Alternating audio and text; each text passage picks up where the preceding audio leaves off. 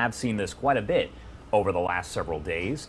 The U.S. Coast Guard now saying that an underwater vessel has located a debris field near the Titanic during the search for that missing submersible with 5 people on board. That is, of course, a potential breakthrough in that around-the-clock effort here.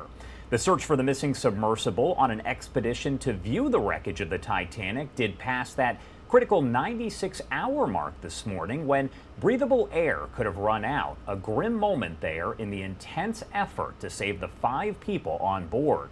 The Titan submersible was estimated to have about a 4-day supply of breathable air when it launched on Sunday morning in the North Atlantic. Experts have emphasized there was an imprecise approximation to begin with and could be extended if passengers have taken measures to conserve breathable air, and it is not known if they survived since the sub's disappearance.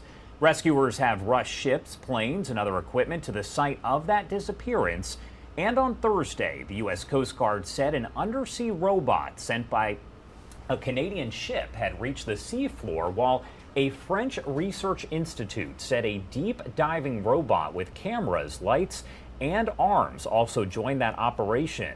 Authorities hoping underwater sounds might help narrow their search, whose coverage area has been expanded to thousands of miles, twice the size of Connecticut, and in waters that are 2.5 miles deep.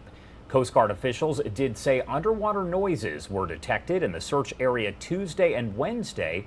Now, Jamie Pringle, who we spoke with yesterday, an expert in forensic geosciences there, he is over in England and did say that the noises could have come from the submersible. He said, quote, "The lack of oxygen is key now. Even if they find it, they still need to get the surface and unbolt it."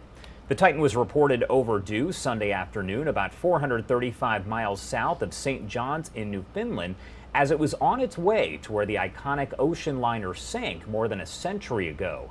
OceanGate Expeditions, which is leading that trip, has been chronicling the Titanic's decay and the underwater ecosystem around it via yearly voyages since back in 2021. By Thursday morning, hope running out that anyone on board the vessel would still be alive, but family, friends, they are remaining hopeful. Again, we have learned here from the U.S. Coast Guard that an underwater vessel located that debris field near the Titanic. We are going to continue to follow that and bring you the latest right here on Live Now from Fox, but we also know the Coast Guard will provide a briefing at 3 p.m. Eastern Time.